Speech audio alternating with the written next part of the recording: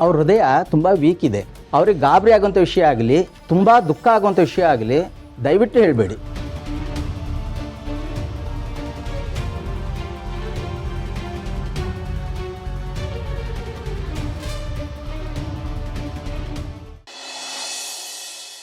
ಈಗಾಗಲೇ ಅವ್ರಿಗೆ ಈ ಥರ ಆಗಿದ್ದು ನೀವು ಮರ್ತೋಯ್ತಾ?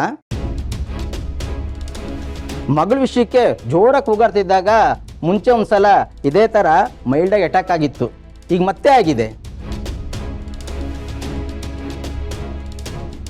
ಪುನಃ ಪುನಃ ಹೀಗೆ ಆಗ್ತಿದ್ರೆ ಖಂಡಿತವಾಗಿ ಅವ್ರ ಪ್ರಾಣಕ್ಕೆ ಅಪಾಯ ಇದೆ.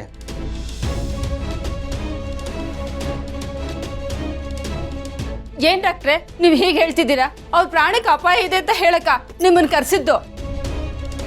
ನಾವೆಲ್ಲರೂ ಯಜಮಾನ್ರನ್ನ ಎಷ್ಟು ಚೆನ್ನಾಗಿ ನೋಡ್ಕೊಳ್ತೀವಿ ಗೊತ್ತಾ? ಟೈಮ್ಗೆ ಊಟ ತಿಂಡಿ ಎಲ್ಲ ಕೊಡ್ತಾ ಇದ್ದೀವಿ.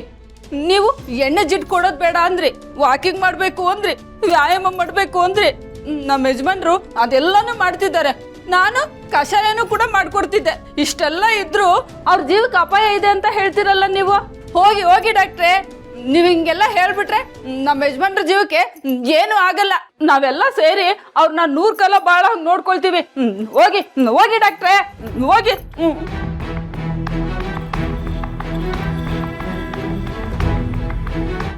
ಡಾಕ್ಟ್ರೆ, ಮೊಮ್ಮಕ್ಕಳು ಬಂದಮೇಲೆ ಈ ಮನೆ ತುಂಬ ಖುಷಿನೇ ಇದೆ. ನಮ್ಮ ಯಜಮಾನರು ತುಂಬ ಖುಷಿಯಾಗಿದ್ರು. ಆದರೂ ಯಾಕೆ ಹೀಗೆ ಆಯ್ತು ಅಂತಲೇ ಗೊತ್ತಾಗ್ತಿಲ್ವಲ್ಲ ನಮಗೆ.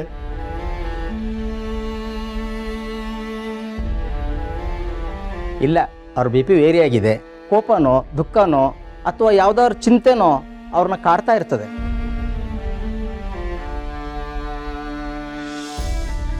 ಇನ್ಮೇಲೆ ಯಾವತ್ತೂ ಅವ್ರ ಮನಸ್ಸಿಗೆ ನೋವುವಂಥ ವಿಷಯನ ಹೇಳಬೇಡಿ.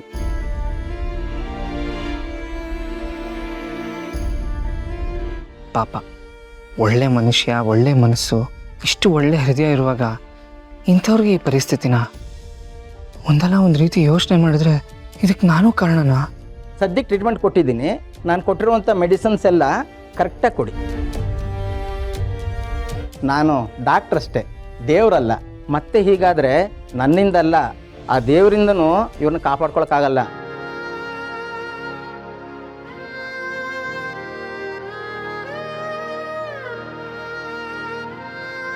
ಹುಷಾರಾಗಿ ನೋಡ್ಕೊಳ್ಳಿ. ಬನ್ನಿ ಡಾಕ್ಟರ್.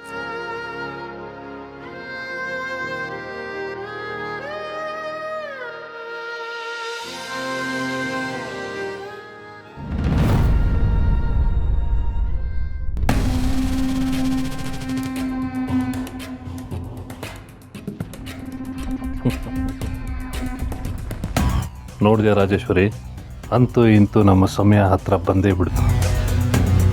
ಇದೇ ಥರ ಮತ್ತೆ ಅಣ್ಣನಿಗಾದರೆ ಅಣ್ಣ ಹೊರಟು ಹೋಗ್ಬಿಡ್ತಾನೆ. ಆಮೇಲೆ ನಮ್ಮ ಜೀವನ ಶುರುವಾಗತ್ತೆ. ಅಣ್ಣ ಏನಾದರೂ ಹೋದ ಅಂದರೆ ಇಡೀ ಆಸ್ತಿ ನಮ್ಮ ಪಾಲಾಗತ್ತೆ. ಅದು ಹೇಗೆ ಸಾಧ್ಯದನು? ಇಲ್ಲಿರೋರ್ನೆಲ್ಲ ನೋಡಿದ್ಯಲ್ಲ, ನಿಮ್ಮ ಅಣ್ಣನ ದೇವ್ರು ಅಂತ ತಲೆ ಮೇಲೆ ಹೊತ್ಕೊಂಡು ಮೆರೆಸ್ತಾ ಇದ್ದಾರೆ. ಅಳಿಯ ಅಂತ ಬಂದಿದ್ದಾನಲ್ಲ, ಅವನ್ನ ಮುಗಿಸಿದ್ರಷ್ಟೇ ನಮ್ಮ ಕನಸು ನನ್ಸಾಗೋದು.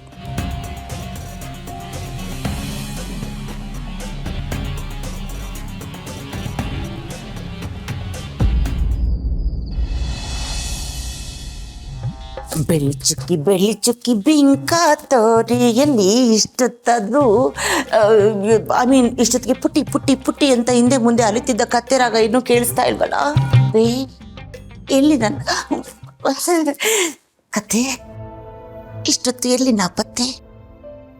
ಹಾಗೇನಿಲ್ಲ, ಸ್ವಲ್ಪ ಕೆಲಸ ಇತ್ತು. ನೀವು ಹೋಗಿ ಊಟ ಮಾಡಿ ಮಲ್ಕೊಳ್ಳಿ. ಇದೇನಿದು? ನಾನು ಒಂದು ಮಾತಾಡಿದ್ರೆ ನೀವು 100 ಮಾತಾಡ್ತಿದ್ರಿ. ನಾನು ಒಂದು ಸರಿ ನಿಮ್ಮ ಕಡೆ ತಿರುಗಿದ್ರೆ ನೀವು ತಲೆನೇ ತಿರುಗಿ ಬೀಳೋ ಥರ ಆಡ್ತಿದ್ರಿ. ನನ್ನ ಮುಖ ನೋಡಿದ್ರೆ ಪ್ರಪಂಚನೇ ಮರ್ತೋಗುತ್ತೆ ಅಂತ ಹೇಳ್ತಿದ್ರಿ. ಇವತ್ತು ನನ್ನನ್ನು ಇಗ್ನೋರ್ ಮಾಡಿ ಹೀಗೆ ಹೋಗ್ತಾ ಇದ್ದೀರಾ. ಏನಾಯ್ತು ಕತ್ತೆ ನಿಮಗೆ? ನನಗೇನೂ ಆಗಿಲ್ಲ, ಆದರೆ ನಮ್ಮ ಯಜಮಾನ್ರ ಆರೋಗ್ಯ ಚೆನ್ನಾಗಿಲ್ಲ. ಅವ್ರು ಈ ಸ್ಥಿತಿಲಿರುವಾಗ ನಾನು ಖುಷಿಯಿಂದ ಇರೋದಕ್ಕೆ ಹ್ಯಾಕ್ ಸಾಧ್ಯ? ಅಲ್ಲ, ನೀವು ಮಂಕಾಗಿದ್ರೆ ನಿಮ್ಮ ಯಜಮಾನ್ರು ಹುಷಾರಾಗ್ಬಿಡ್ತಾರಾ? ಅದೆಲ್ಲ ನನಗೆ ಗೊತ್ತಿಲ್ಲ ಪುಟ್ಟಿ. ನಮ್ಮ ಯಜಮಾನ್ರಿಗೆ ದುಃಖ ಆದರೆ ನನ್ನ ಕಣ್ಣಲ್ಲಿ ನೀರು ಬರುತ್ತೆ. ಅವ್ರಿಗೆ ನೋವಾದರೆ ನಾನು ನರಳಾಡ್ತೀನಿ. ಅವ್ರ ಮನ್ಸಿಗೆ ಹಿಂಸೆ ಆದರೆ ನಾನು ಸಂಕಟ ಅನುಭವಿಸ್ತೀನಿ. ನಾನೊಬ್ಬ ಮಾತ್ರ ಹೀಗಲ್ಲ, ಈ ಮನೇಲಿರೋ ಎಲ್ಲರೂ ಹೀಗೇನೆ. ನಮ್ಮೆಲ್ರಿಗೂ ನಮ್ಮ ಯಜಮಾನ್ರು ಅಂದರೆ ಪ್ರಾಣ. ಅವ್ರ ಆರೋಗ್ಯ ಸರಿ ಇಲ್ಲದೆ ಹೀಗೆ ಹಾಸಿಗೆ ಮೇಲಿರುವಾಗ ನಾನು ಸುಖದ ಸುಪ್ಪತ್ತಿಗೆ ಮೇಲಿದ್ರು ನನ್ನ ಪಾಲ್ಗೆ ಅದು ನರಕನೇ. ನನ್ನ ಮನಸ್ಸಲ್ಲಿ ಹೃದಯದಲ್ಲಿ ಯಾರೇ ಇದ್ರೂ ನನ್ನ ಆತ್ಮದಲ್ಲಿರೋದು ನಮ್ಮ ಯಜಮಾನ್ರು. ಆಂಜನೇಯಂಗೆ ಶ್ರೀರಾಮಚಂದ್ರ ಇದ್ದ ಹಾಗೆ ನಮ್ಮ ಯಜಮಾನ್ರೆ ನನಗೆ ದೇವರು. ನನ್ನ ಮುಖದಲ್ಲಿ ನಗು ಕಾಣಿಸ್ಕೋಬೇಕು ಅಂದರೆ ಮೊದಲು ನಮ್ಮ ಯಜಮಾನ್ರು ಹುಷಾರಾಗಬೇಕು. ಅವ್ರು ಹುಷಾರಾಗಬೇಕು. ಕತೆ ಅಬ್ಬಬ್ಬ, ಈಗಿನ ಕಾಲದಲ್ಲೂ ಇಷ್ಟೊಂದು ನಿಯತ್ತಾಗಿರೋ ಮನುಷ್ಯರಿದ್ದಾರ?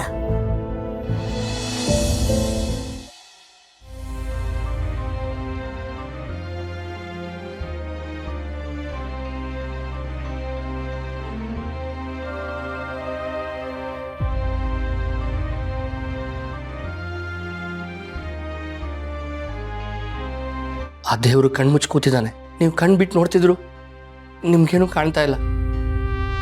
ನಮ್ಮ ಕಣ್ಣಲ್ಲಿ ನೀರು ಬರ್ತಾ ಇದೆ. ಏನು ಮಾಡಲಿ ಅಂಜಲಿ ಅಮ್ಮ? ಯಾರೋ ಪಾಪಿ ಸುಳ್ಳು ಹೇಳ್ಕೊಂಡು ಈ ಮನೆಗೆ ಅಳಿಯ ಅಂತ ಬಂದಿದ್ದಾನೆ. ಅವನು ಈ ಮನೆ ಅಳಿಯ ಅಲ್ಲ ಅಂತ ನಾನು ಸಾಬೀತು ಮಾಡಬೇಕು. ಆದರೆ ನಾನು ಪ್ರಯತ್ನ ಪಟ್ಟಾಗೆಲ್ಲ ಒಂದಲ್ಲ ಅವನು ಗಿಮಿಕ್ ಮಾಡಿ ಅವನು ತಪ್ಪಿಸ್ಕೊತಾನೆ ಇದ್ದಾನೆ. ನನ್ನ ಕೈನಲ್ಲಿ ಆಗ್ತಿಲ್ಲ ಅಂಜಲಿ ಅಮ್ಮ. ಈಗ ನೋಡಿದ್ರೆ ತಲೆಯವರ ಆರೋಗ್ಯ ಬೇರೆ ಸರಿ ಇಲ್ಲ. ಇಂಥ ಸಮಯದಲ್ಲಿ ನಾನು ಹೋಗಿ ಈ ಸತ್ಯ ಹೇಗೆ ಹೇಳಲಿ? ಇಲ್ಲ, ನೀವು ಹೇಳಬೇಕು ಅಂಜಲಿ ಅಮ್ಮ. ನೀವೆದ್ದು ಆ ಪಾಪಿನ ಒದ್ದು ಆಚೆ ಹಾಕಬೇಕು. ಅವನು ನಿಮ್ಮ ಗಂಡ ಅಲ್ಲ ಅಂತ ನಿಮ್ಗೆ ಗೊತ್ತು ತಾನೆ. ಪ್ರೀತಿ ಮಾತಾಡಿ ನಮ್ಮ ತಲೆಯವರನ್ನ ನಂಬಿಸಿದ್ದಾನೆ. ಆ ಮಗುಗೂ ಏನೋ ಮೋಡಿ ಮಾಡಿ ತಲೆ ಕೆಡಿಸಿದ್ದಾನೆ. ಮಾತಿಗೂ ಆ ಮಗು ಅವನ್ನ ಅಪ್ಪ ಅಪ್ಪ ಅಂತ ಕರೆಯುತ್ತೆ. ಇಲ್ಲಿವರೆಗೂ ನಿಮ್ಮ ಭಾಳ ಹಾಳಾಗಿದೆ ಅಂದ್ಕೊಂಡಿದ್ದೆ. ಆದರೆ ನಿಜವಾಗ್ಲೂ ನಿಮ್ಮ ಭಾಳ ಹಾಳಾಗ್ತಿರೋದು ಇವಾಗ. ಆದರೆ ತಲೆಯವರ ಆರೋಗ್ಯ ನನ್ನ ಕೈ ಕಟ್ಟ ಹಾಕಿದೆ. ನನ್ನ ಕೈಲಿ ಏನೂ ಮಾಡೋಕ್ಕಾಗ್ತಿಲ್ವಲ್ಲ ಅಂಜಲಿ ಅಮ್ಮ, ಏನೂ ಮಾಡೋಕ್ಕಾಗ್ತಿಲ್ವಲ್ಲ.